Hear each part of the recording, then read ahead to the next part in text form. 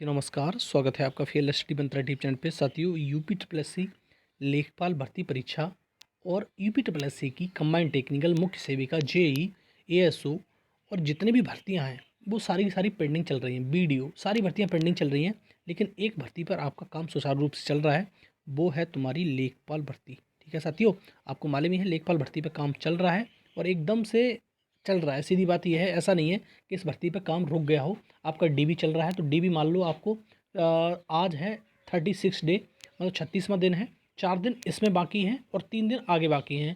2, 3, 4 को आपका डीबी और होना है। जो 842 छात्र छात्राएं सेलेक्ट हुए हैं उनका डीबी और कराना है आयोग को, तो 4 तारीख को आपका डीबी समाप्त होगा।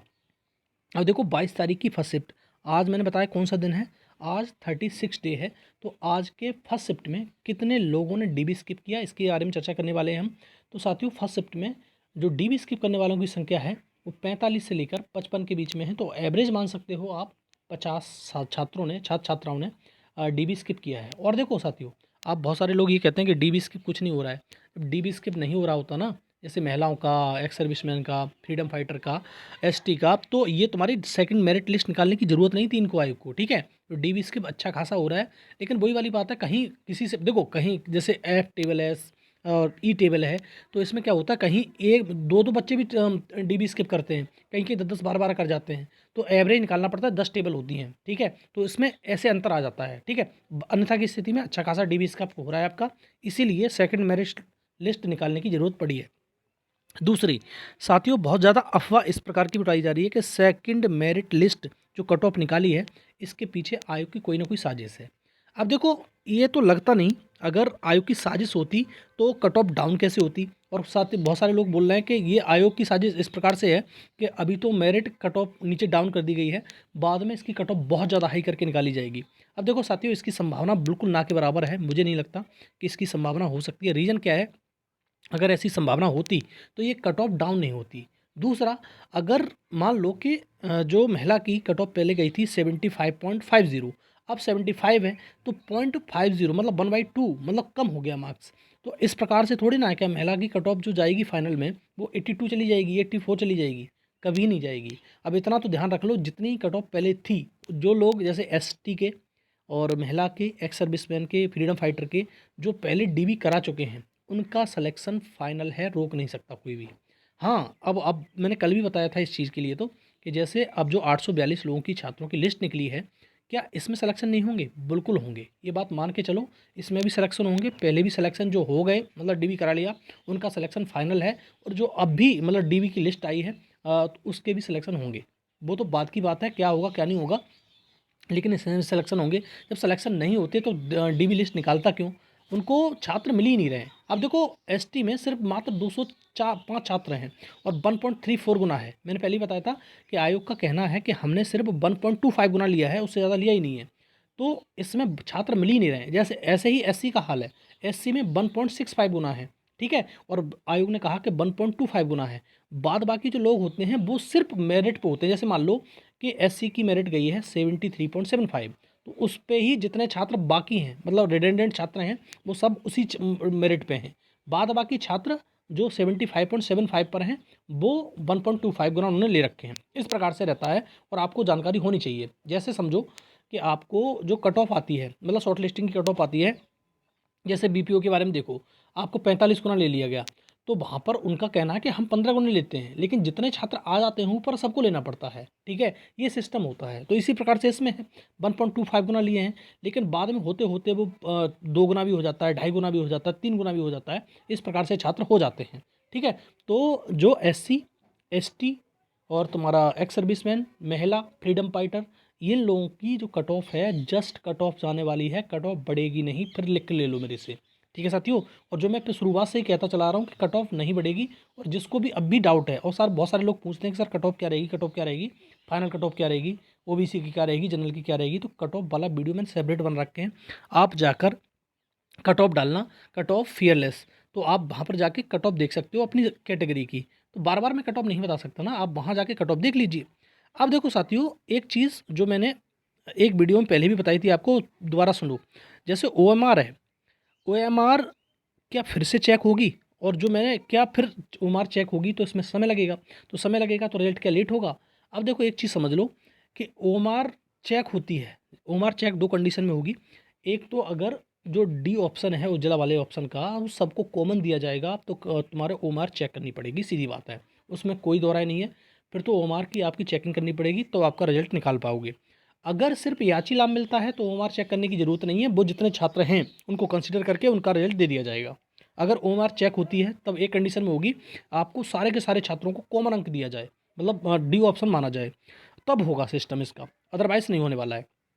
और एक चीज़ आप साथी और समझो, जो ओएमआर है, अब देखो मैंने कल भी बताया था कि ऑप्शन जो ए है, दो ऑप्शन है आपके, ऑप्शन ए और डी। आयोग ने पहले ऑप्शन ए ही दिया था और अब जो सुप्रीम कोर्ट ने दो बार बदल गया, दो तीन बार ये, अब इसमें फिर दो ऑप्शन डी कर दिया गया है। और मैंने कल भी बताया था कि ऑप्शन ए वाले लगभग छात्रों की संख्या 80% है और ऑप्शन डी वाले छात्रों की संख्या 20% है। तो आपको ये कट ऑफ कम होगी ना कि ज़्यादा, कट ऑफ घट रही है, कट ऑफ बढ़ेगी नहीं किसी कीमत पे। रीज़न क्या है, जो धक्का किसको लगा है, 80% जो छात्र हैं उनके मार्क्स डिक्रीज हुए हैं।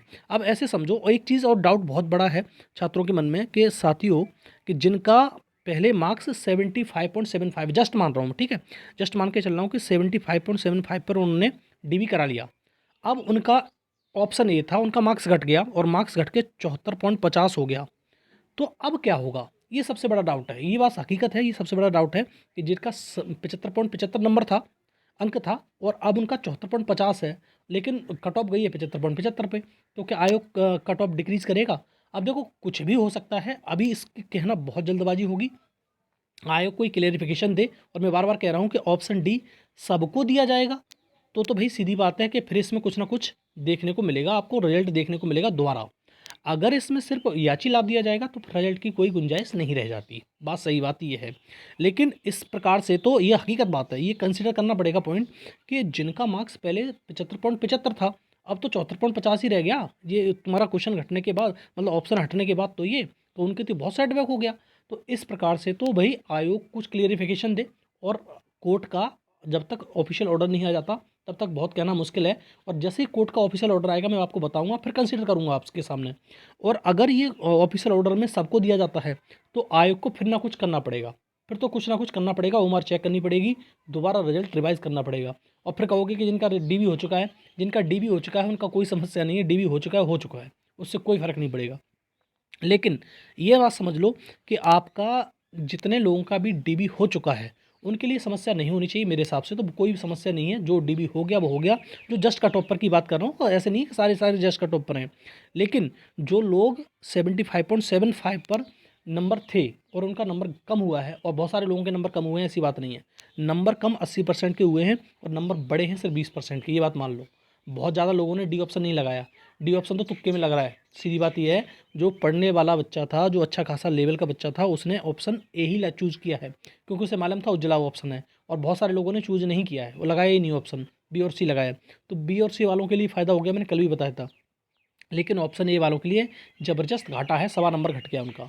अगर मान लो किसी के 79.25 थे, उसके 78 ही रह गए, ठीक है, तो उसका नंबर बहुत ज़्यादा कम हो गया, ये मान लो। इस सवा नंबर बहुत होता है, और बहुत सारे लोग इस रेस से बाहर हो जाएंगे और बहुत सारे लोग अंदर हो जाएंगे इसी प्रश्न की वजह से। केवल एक प्रश्न ने पूरा खेल कर दिया। अब सोलर वाले प्रश्न की बात करो, सोलर वाले प्रश्न का बहुत ज़्यादा उम्मीद नहीं इसलिए नहीं रह जाती कि वो एडिशनल लिस्ट में है और 22 दिसंबर की डेट दे दी गई है, तो अब पता नहीं कब इसकी सुनवाई होगी, क्या होगा क्या नहीं होगा, उसके बारे में ज़्यादा सोचने की ज़रूरत नहीं है। जो आपका मेन मुद्दा था वो था तुम्हारा उज्ज्वला वाला प्रश्न, और उज्ज्वला वाला प्रश्न अब खत्म हो चुका है, इसमें कुछ भी नहीं बचा है। तो उज्ज्वला वाले प्रश्न पे आपको एक अच्छी अपडेट यही देखने को मिली, केस डिस्पोज हो गया, ऑप्शन डी हो गया है। लेकिन ऑप्शन डी किस प्रकार से हुआ है, ये सबसे बड़ी बात है। दूसरा साथियों, वीडियो वाले छात्रों के लिए, आपके लिए फिर कहूँगा मैं, अगर वीडियो वालों, अगर आपको रिजल्ट चाहिए तो आपको कुछ ना कुछ करना पड़ेगा। आप घर में बैठ के आप रिजल्ट नहीं ले सकते, क्योंकि सारा का सारा, मैं बार बार कह रहा हूँ कि सारा का सारा मैन पावर झोंक रखा है लेखपाल भर्ती में आयोग ने, EBT+C ने, क्योंकि शासन का दबाव है, मुख्यमंत्री का दबाव है कि आप इस भर्ती को पूरा कराइए। तो इस प्रकार से उन्होंने लेखपाल पे लगा दिया। तो आप क्या, आपका रिजल्ट नहीं चाहिए, आपको रिजल्ट चाहिए वीडियो वालों, तो आपको कुछ ना कुछ करना पड़ेगा। आप शांत घर में बैठ के यहाँ पर देखो, टोटरा अभियान से कुछ होता नहीं, टोटरा अभियान का जवाब भी नहीं देते ये लोग। आपको फिजिकल प्रोटेस्ट करना पड़ेगा शांतिपूर्वक, आयोग से बात करनी पड़ेगी, सर हमारा रिजल्ट कब आ रहा है। ठीक है साथियों, तो आप सब लोग एक बार प्लान बनाओ और आयोग जाओ, और तभी आपकी सुनी जाएगी, तभी आपका रिजल्ट दिसंबर में जारी होगा, अन्यथा कि इसलिए जनवरी में तैयार रहिए आप। ठीक है साथियों, तो ये रहा वीडियो अगर अच्छा लगता है तो लाइक शेयर कर दिया करो साथियों, चैनल सब्सक्राइब कर लो, बेल आइकन दबा दो, जिससे मेरी आने वाली वीडियो की नोटिफिकेशन आपको समय से मिल जाएंगे। ठीक है साथियों, बहुत बहुत धन्यवाद।